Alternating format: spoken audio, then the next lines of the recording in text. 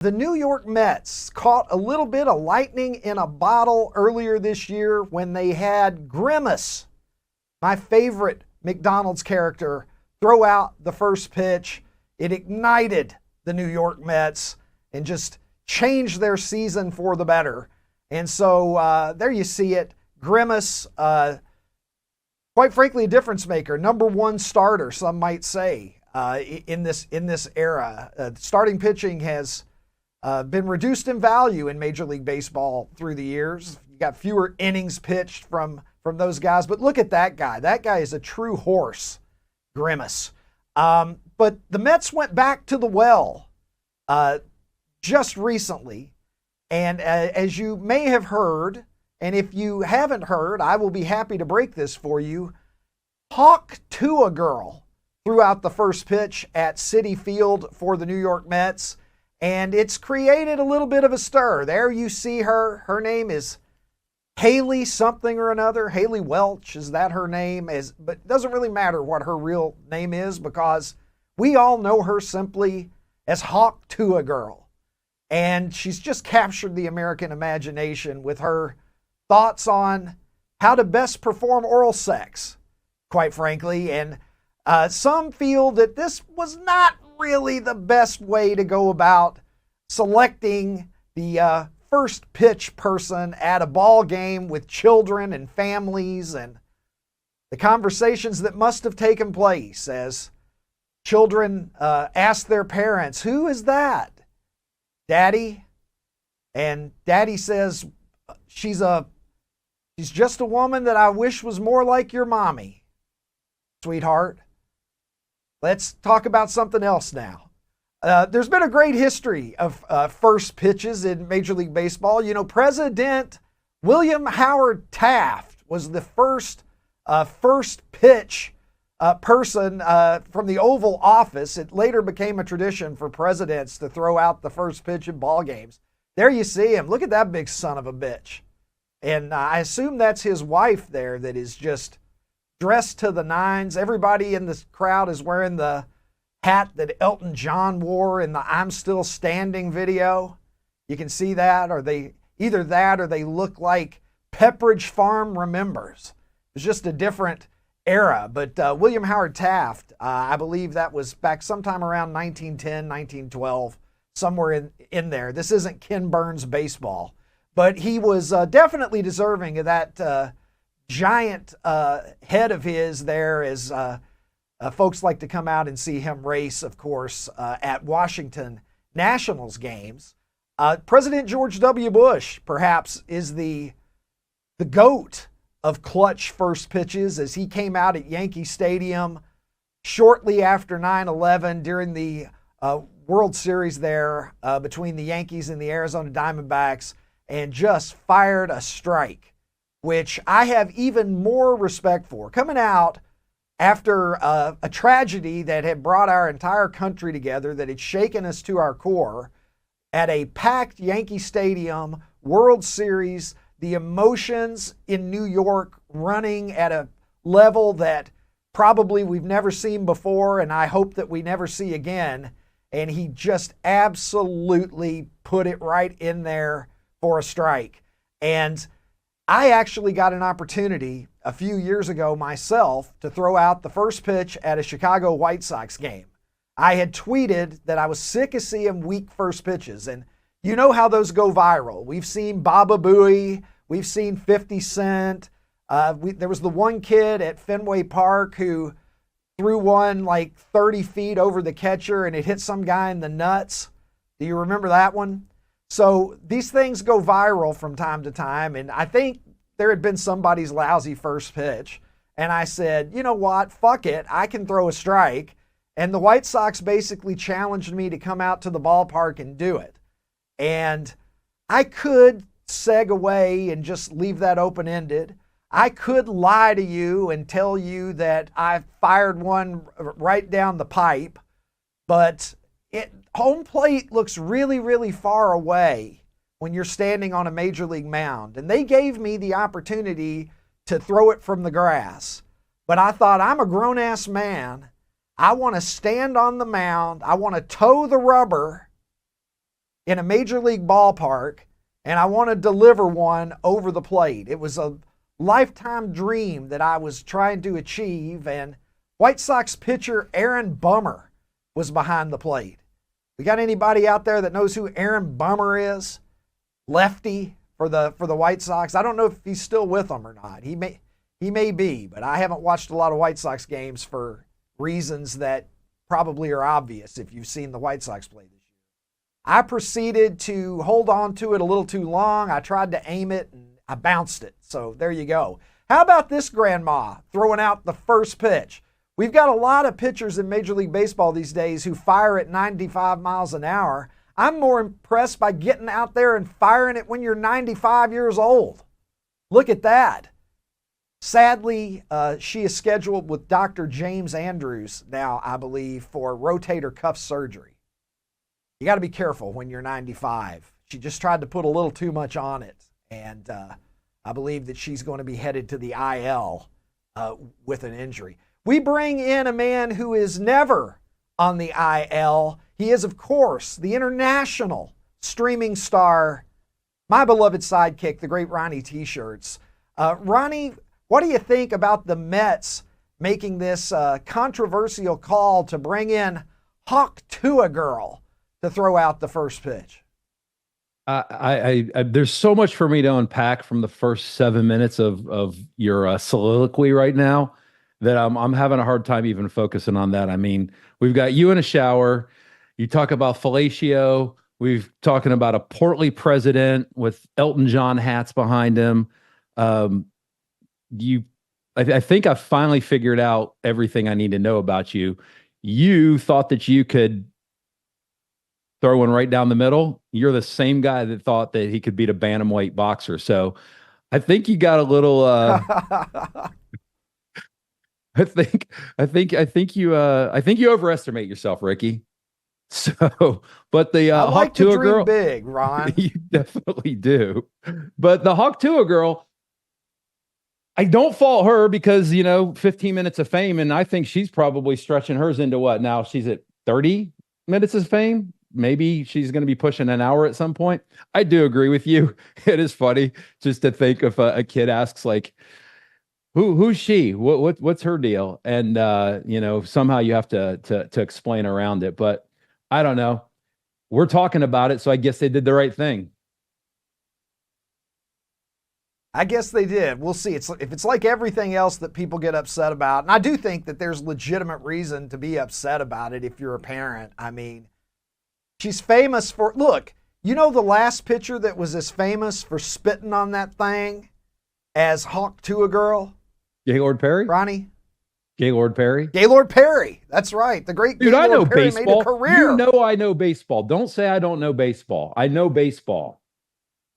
Gaylord Perry was spitting on that thing before she was even born, Ronnie. So maybe there is. Maybe there is. He was giving it a hawktuah. There he is. Why didn't you mention Jordan in his Canadian tuxedo when he threw out that first pitch? Oh, that's actually a great point. Yeah, at some point we'll have to bring up Canadian tuxedo Michael Jordan, who threw out the first pitch, dressed like he was the best man at a wedding in Ottawa for the White Sox. Hang on, Ronnie. I am going to talk a little bit here before I bring in our guest today about a rules change potentially in Major League Baseball that I am really excited about, because one of the things that has sort of diminished my interest in Major League Baseball over the past several years is the decreased emphasis on starting pitching. Now look, I'm not old enough that I remember old Hoss Radbourn. I'm not old enough that I remember the days when guys were completing 30, 35 games a year. But I am old enough that I remember when a really reliable starting pitcher was expected to give you 200 plus innings, maybe if he was really good, 250 plus innings. He was going to complete maybe a third of his games, something like that. And starting pitching was a huge component of Major League Baseball. And now we've seen an era where teams They want to have guys that aren't even starting pitchers. They're like the designated first inning guy. I think Kevin Cash in Tampa Bay, at least for a while. I don't know if he's still doing it because I haven't been paying as much attention lately as I used to because, frankly, I've lost some interest in baseball due to some of the changes like this that have happened. But he would have guys come out and pitch the first inning or the first 2 innings, and then he would bring on somebody to pitch a few more innings than that. The proposed rule change that is apparently circulating behind closed doors, but that somebody has leaked out there, and I don't know if it was leaked out just to see what the public opinion might be on it, but it is that starting pitchers should go a mandatory minimum of 6 innings pitched with 3 possible exceptions to that. So if you start a game for your favorite team or your least favorite team or any team, you are expected to go a minimum of 18 outs, 6 innings, unless you reach 100 pitches prior to completing 6 innings, or you give up 4 earned runs before you get through 6 innings, or you get injured. And to hold teams accountable for phantom injuries or convenient injuries or, oh, my arm's a little sore, we're going to need to go to the bullpen now. You got to go on the injured list if that happens. And they need to really make sure that they police that. I can tell you already that there should be fines in place because teams are going to try to manipulate that almost certainly. But I think that this could be the best rules change yet that I've seen in Major League Baseball in an era where we're seeing a lot of rules changes. Because again, I miss the days when starting pitchers were giants of the game, truly, and had legendary accomplishments. Some people say we'll never have another 300-game winner, that winning 200 games is the new 300. And I think something very important has been lost. So we're very lucky here today. We've had a week of great guests on this show. Yesterday, we got to speak to Dale Murphy, who I believe is a Hall of Fame worthy hitter. And today we bring in the great, at last, long overdue in my opinion, but we can finally say it as we welcome him to the show here today, Hall of Fame pitcher, the great Jim Kaat joins us today on the Ricky Cobb Show. Jim, how are you? I'm doing fine, Ricky. I've really enjoyed hearing your comments, particularly on the rule, on the 6-inning rule and some of the first pitches and so forth. So, yeah, it's been entertaining listening to your first 10, 15 minutes.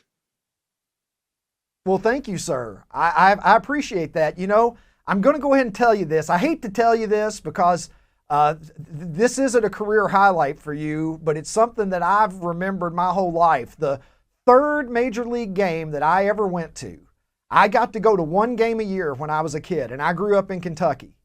So my mom would take me to 1 Cincinnati Reds game a year. And in 1982, it was a Saturday, it was an NBC game of the week, Cardinals at the Reds. You were, of course, working out of the Cardinals bullpen near the end of your career at that time. And Jim, don't hate me for saying this now, because I'm gonna get to all the good things. But Danny Dreesen got you for a Grand Slam home run that day, and that was the first Grand Slam homer that I ever saw in person at a Major League ballpark. Well, I got to tell you, it's not the first one I gave up. Don't hang up on me now. I tell you that, but yeah, I remember thinking back to that with Danny Dreesen. Chris Chambliss touched me up that year, but yeah, I remember that vividly, and I'm glad, even though it was painful for me, it was entertaining for you. That's a good thing. Yeah, you gave me a memory there. Jim, Good. Before we get into talking about your great career, which I want to do, what do you think of this proposal of, to try to maybe at least swing the pendulum back towards increasing the emphasis on starting pitching, this 6-inning minimum idea? Would you be in favor of that? Well, I understand. It's like the pitch clock. It had to be done and it's a good thing it was done, because it's really been, it's been a feather in Rob Manfred's cap that he came up with his pitch count, with the advice of a lot of other people. And now maybe the 6 inning minimum, but I'm a bit, I guess, too traditional in that I think the real problem is they're not training their pitchers right. And I think if we went back to the very lowest minors and began to train pitchers with advice from former pitchers who, as you said, you've lost a little interest in baseball, and I've lost almost all interest in watching it. I follow it in the box scores, but with all the new rules and the entertainment, I mean, now it's like a dance contest when you see these guys run around the bases. And so I've lost a lot of interest in it, but I really think where we're missing the boat is not getting to the root of the problem. And that's injuries in youth baseball, because there's such an emphasis on velocity. And as a result, they can't throw that many pitches. And I just wish we could do something like that, but maybe as a Band-Aid to begin to train pitchers to pitch 6 innings. That might be something. I've not heard that before. The kicker there is the 100 pitches, is that, chances are a lot of them, like say in the 5th inning and he's got 96 pitches, the manager might just say, well, you just walk the guy on purpose, throw 4 balls outside because I want to make a pitching change. They're going to try to figure out a way to get around it. But that is an interesting rule. It requires giving it some thought.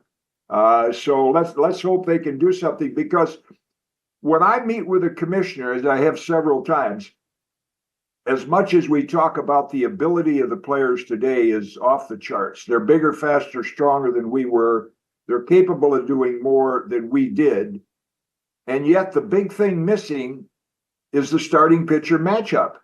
As you mentioned, it would have been nice to go to the last game I did on TV, which was a great starting pitcher matchup.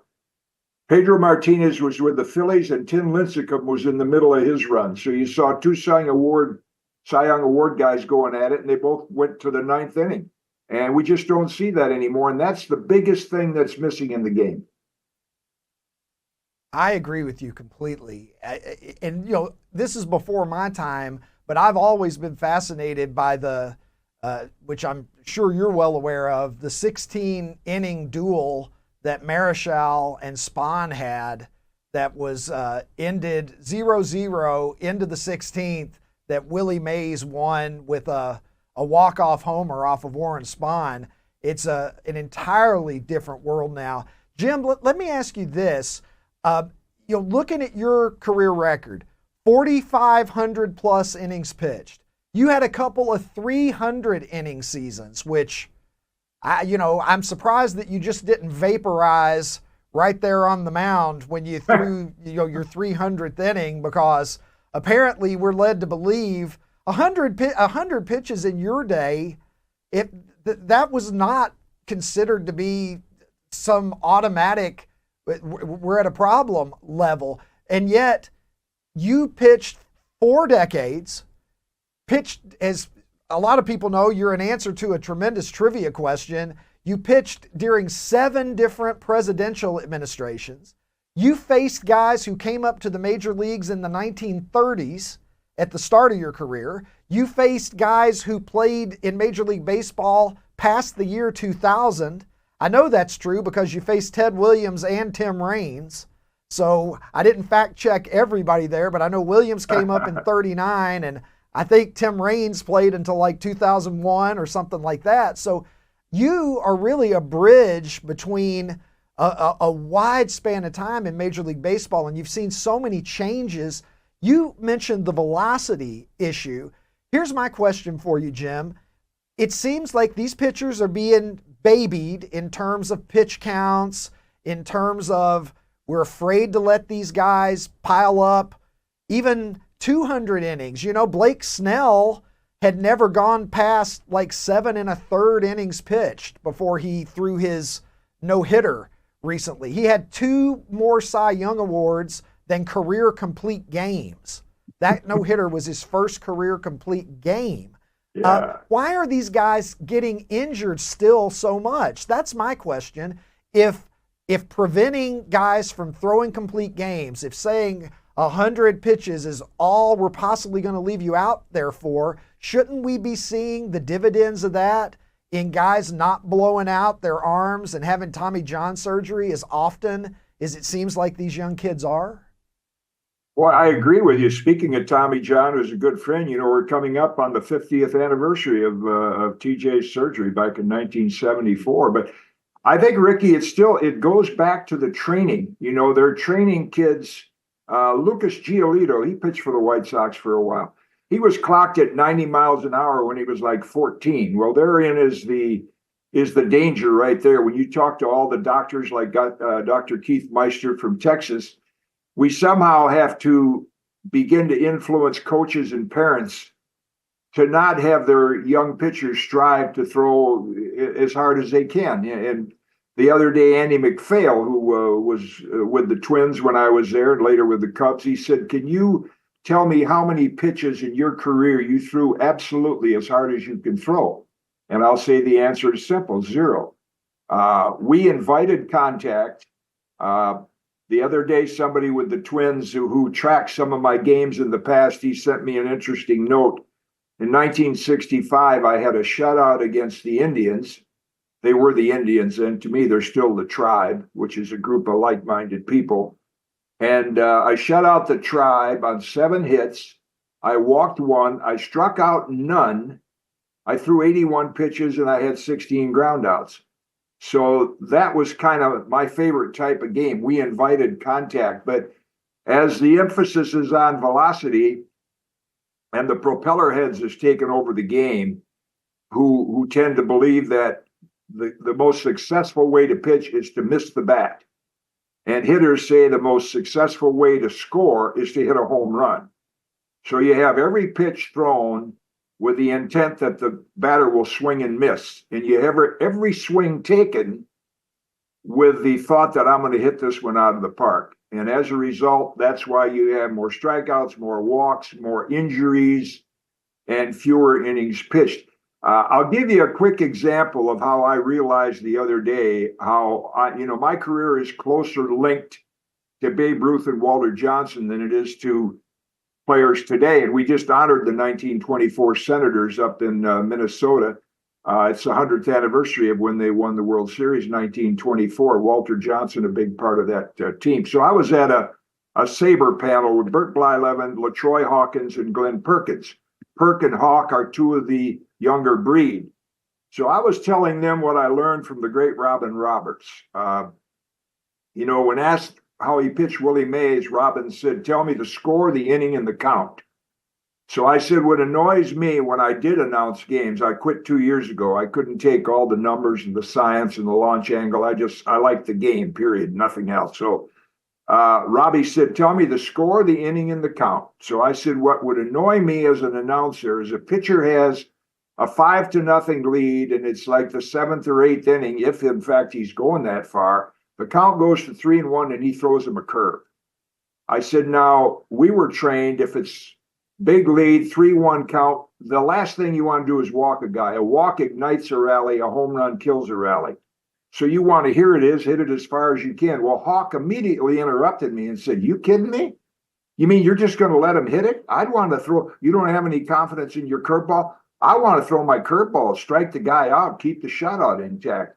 Well, there is a difference in the modern thinking of wanting him to swing the bat, wanting him to miss the ball, and the strikeouts are more important than a complete game and a win. And back, when you look at the great pitchers like Robin Roberts, Catfish Hunter, Ferguson Jenkins, Bert Blyleven, they all gave up tons of home runs, but they were solo shots. But nowadays, the thinking is different, and that's one of the reasons, I think, for the game not being as entertaining. It's a big reason why we're seeing more pitchers with arm surgery coming up, because they're trying to throw too hard. They're trying to throw too much spin on the ball, which is beyond their capabilities, and the elbow, the shoulder break out, flame out. Let me throw one more possible rules change idea at you, and this one is mine. Now, Tell me the truth. You don't have to pretend this is a good idea here to be polite to me. But Aaron Judge was recently intentionally walked by the Blue Jays in the second inning with 2 outs and nobody on. You were talking about situation there, where Robin Roberts was saying, tell me what the situation is. I'll tell you how I'm going to approach Willie Mays.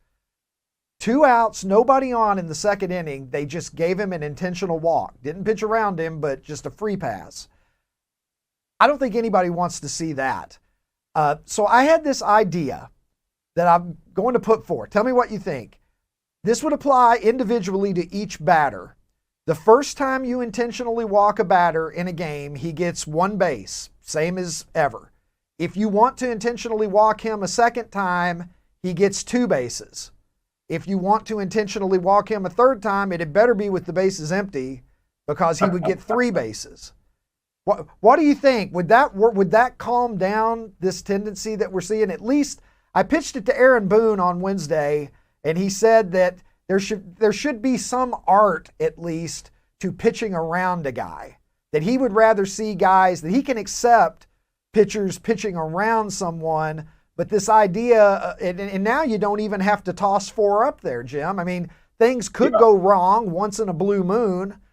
In the old days, occasionally we would see a batter hit one, or we would see a pitcher throw one away and runners would advance. At least there was some element to it, rather than just, holding up a finger and the guy goes down to first. Would you be in favor of a more punitive thing? If you want to walk a guy intentionally twice in the same game, maybe he gets an extra base. What do you think? Well, I think I can understand your reasoning. That sounds like it might be a good idea, but I'm so against all the new rules they have to put into effect. I think that the players should be able to take ownership of the game. Now, did they walk Aaron Judge his first at bat when there was no score? Correct. With 2 outs and nobody on. To me, that's just that's not good decision making. The first at bat is always the toughest for a hitter. I know that is when pitchers still hit. And my friend Teddy Simmons has a pretty complicated system that he's put together where, with the modern approach to pitching, a pitcher would never face a hitter for the second time. But at least the first time, I'd want to try to, I know it's a game of first. You want to get the first run, the first out, the first strike. But early in the game, I've got to gamble and challenge. You said you had Dale Murphy on. Murph was one of the great, if he was hot, it was just tough.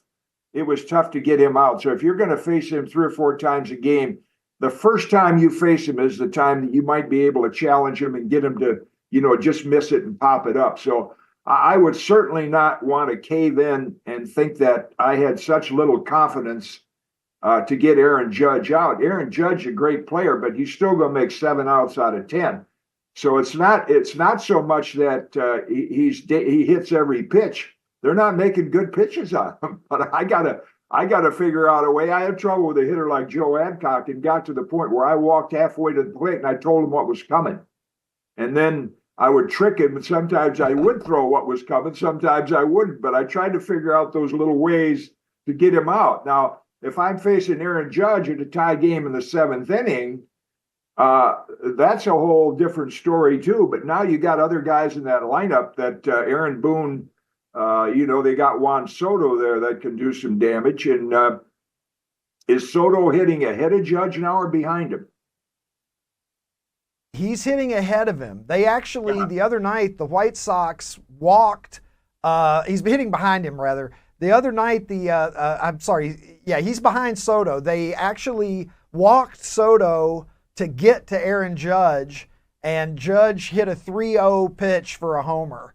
And he said after the game, I usually don't swing on 3-0, but he was a little pissed that they walked Soto to get to motivated to do it. Well, that's why with the Yankees, I don't understand. They got a 1-2 punch in Soto and Judge. If anything, I don't want to walk either one of those guys. The percentages are still with the pitcher. Right.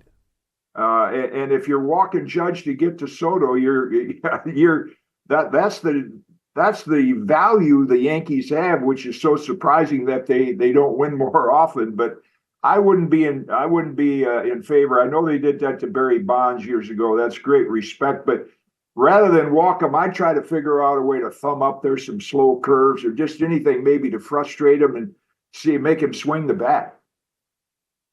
Well, that kind of competitiveness is a big part of why you're a Hall of Famer, Jim. Let me ask you this. Years ago, I interviewed you, and you told me an interesting story about Pete Rose. And you were Pete Rose's pitching coach for a while in Cincinnati. But you told me a story of how Pete Rose, there was a game, I forget, I don't know if you were with Philadelphia at the time. You probably were with the Phillies. But you said Pete Rose would run across the mound on his way back to the dugout, which is a big no-no for a pitcher. Could you tell me about that sort of gamesmanship that Pete Rose was playing with you and your reaction to it in the exchange that you had with him? Yeah, Pete and I still talk to him once in a while. Just as a quick aside note with Pete, when I talk to him, I say Scooter was his nickname. I said, Scooter, if you went to a tryout camp today, they send you home the first day. You couldn't run, you had no power, you didn't have a strong arm, you had no range. So all the guys with the radar gun, the stopwatch, are going to say, this kid can't play. But yeah, Pete had that way. Yeah. When their team was in the third base dugout, and he wasn't as good a hitter right-handed, so he hit right-handed off and he grounded out. And I had heard about that, so I saw him out of the corner of my eyes running toward the mound. So I moved on the mound and I forced him to run around me. And when he got past me, he turned his head and looked with a little grin on his face. And so it wasn't too much later when the batting practice pitcher, there's a nice little shot of Pete and I. The batting practice pitcher, Henry King, came over to me and said, Pete said to tell you, if he gets a managing job, he wants you to be his pitching coach. And so when he did get that opportunity in the summer of '84, sure enough, he called me and I went in and coached the pitchers for the Reds for a year and a half. And I loved it. I probably would have done it longer, but selfishly, the broadcast field opened up and it was a much easier way of life and certainly more lucrative in those days than coaching. So I just did it for a short period of time, but that was one of my favorite years doing that. All right, well, Jim, on this show, we like to ask people some questions that maybe they don't get 1,000 times. Obviously, your baseball knowledge is as extensive as anyone's, and I could listen to you talk baseball all day long. I really could. But I want to ask you just a couple of kind of fun questions. You, Sure. Played through the entire 60s, through the entire 70s. That was a good era for music. Really great era for music in the 1960s and 70s. Who are some of your favorite musical artists?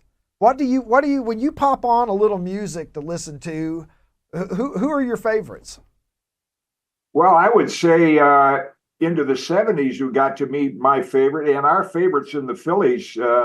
And I still saw him. I saw him up here in Vermont a few years ago, and he was awesome, even in his 70s. And that was Boz Scaggs. Yeah, I saw Boz a couple times at the House of Blues. Yeah, and we used to have silk degrees on the clubhouse. Some guys would turn on some country western. I did. Now, this is going way back, Ricky, but in the 60s, Buck Owens and the Buckaroos, the country western guys, they traveled through Minnesota. And they would perform at some of the theaters there, and they'd always come out to Twins games. So my music goes from Buck Owens and the Buckaroos to Boz Scaggs in the 70s, who I enjoyed a lot. That's awesome. The Lido Shuffle. That's such a good. I love that song. If the Lido Shuffle ever comes on the radio, I have to listen to it. And Buck Owens and the Buckaroos. I've got a tiger by the tail. I love that song. What about movies? If I say hey, top favorite movies for Jim Kaat, what's at the head of the list for you? Well, I like the one. My short-term memory is just awful. It wasn't Dustin Hoffman. It was The Scent of a Woman. with Oh yeah, Pacino.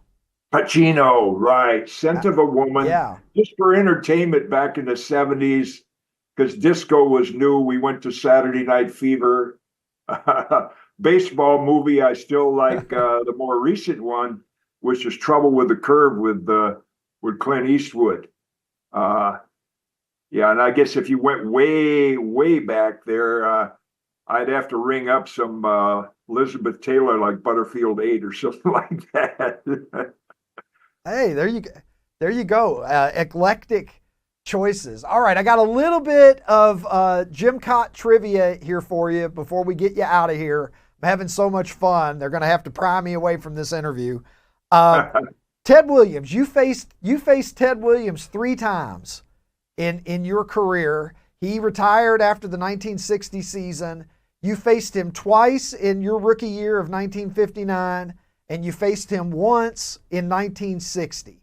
So, little Jim Kaat trivia. Do you remember any of the outcomes? Because I know what happened in those 3 at bats. Yeah. Do you have any memory of that? You want me to give you pitch by pitch? Yes, in fact. I had hurt my back in '59, and they did a little minor surgery. So all of a sudden, we fast forward to the last weekend of the series, and I don't think I faced Ted. I just pitched an inning the night before, but now they said in the last game we're going to start some of you rookies. You're just going to throw an inning or two. So Williams comes up, and I turned around and looked at our second baseman, John Shivey, and I kind of cupped my hands and I said, Shive, I'm facing Ted Williams. So I got him 0-2, tried a sidearm curveball, boom, hits it off the 379 sign for a double. Then I got him 0-2, and I think I tried to run one inside, and he about took Shivey's glove off at second base, and now he's 2 for 2. And then in my first start in Washington, he pinch hit. And I think I might have popped him out. At least I got him out. So I got him 1 for 3. And some of my Boston scribes will give me this little piece of trivia once in a while, something I can boast about. That they said, you can always say you have more World Series RBIs than Ted Williams, because I knocked in 2 in the '65 World Series. And the real cool thing is that I got to know Ted as a friend, and I actually spoke at the dedication of his tunnel in Boston. I remember going out to play golf at Black Diamond in Florida, and I walked into the pro shop. I said, doesn't Ted Williams live near here? He said, he's on the 17th green right now with Eddie Feiner, the famous softball pitcher. So they let me use a card. I went out there and waited till they finished the hole. And he came over and I said, Mr. Williams. And he looked at me and he said, don't give me that Mr. Williams. And Ted was one of the most profane men you could ever meet. He mixed a few adjectives in there. Don't give me that Mr. Williams, lefty. I know you try to throw me that curve. You try to throw me this. So he was so locked into to everybody that played baseball. And it was, he was truly John Wayne in double nits. And I love the fact that I got a chance to meet him as well as to face him, even though he touched me up for 2 hits and 3 at bats. And I will confirm that your memory is 100% accurate. A double, a single, and you got him to fly out to left field in 60 right. is how you got him. All right, one more Jim Kaat trivia question here. The player I looked up this morning, the player that you struck out more than any other batter that you faced. So there was a guy that you got 27 times. He got rang up 27 times by you. Well, I'm going to say because Hall of Famer. Oh, I know. I mentioned the other night how important the knockdown pitch is that they don't use anymore. And so when he came up as a young kid, I pushed Reggie Jackson off the plate and knocked him down. Then I threw a curve and I could see him buckle his knees. And Reggie admitted it later. He knew that once or twice I was coming up and in on him every game. And I'd have to say Reggie's the guy that I probably punched out 27 times. You are, in fact, correct, sir. Absolutely spot on. Reggie had a career 137 batting average against you. Right. I think it's fair to say that you had his number. Jim, before you leave today, I just want to congratulate you on making the Hall of Fame. For so many years, you were one of the guys that was on my short list of this man should be in the Hall of Fame, and I am just so happy for you that you got that honor and that you're able to enjoy that. It's always sad for me when somebody ends up in the Hall of Fame year, like poor Ron Santo Right. from Chicago, who deserved to be in the Hall of Fame and made it, but made it too late to be able to enjoy it as he deserved to be able to. It was overdue, but here you are now. What did it mean to you after all of those years to be able to join the other immortals in Cooperstown? You know, I never really obsessed over it. I was curious when I was first eligible, and I knew that my win total was close to Robin Roberts and Fergie Jenkins, but I was not the dominant pitcher that either one of them were. And over the years, I kind of understood that for starting pitchers, you had to be, you know, the perennial all-star, perennial opening day pitcher. They were thoroughbreds. I was always kind of a Clydesdale. In fact, I was thrilled they put on my plaque a workhorse, and I took pride in getting the ball every 4 days. And I would say, Ricky, I was the first starting pitcher that was inducted into the Hall of Fame because of durability and longevity over pure dominance, like the Gibsons and the Siebers. And I'm so hoping that I get on the committee this year to state the case for Tommy John, because I think Tommy should be in there for this. I actually think Tommy should have been in before me. He should be in for the same reason. But one of the cool things about being a Hall of Famer, and I sent him a text this morning, is to get to know as people like Ryne Sandberg, who just diagnosed with cancer recently, but is now cancer-free. Another former Cub, Lee Smith. I stay in touch with Ian Diana. He had heart transplant surgery a month ago. He's doing fine and he's walking on his own. So that's really been the thrill, to get to know these guys as people instead of just a body in a uniform. But it is an awesome honor when you think of all the guys that have played the game. And you know, when they said my first reaction, my reaction wasn't of excitement.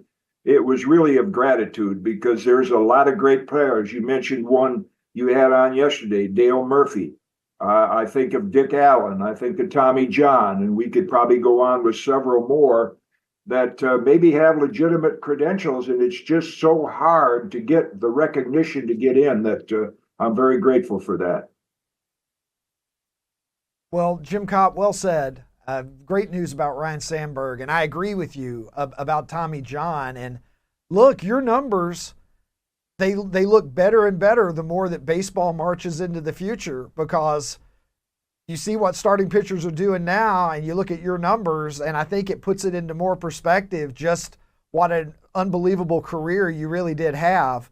And I've got to say, more World Series RBIs than Ted Williams, and also more Gold Gloves than Ozzie Smith. So that's not a bad resume, Jim. Yeah, that's kind of cool. I'll tell my grandkids that.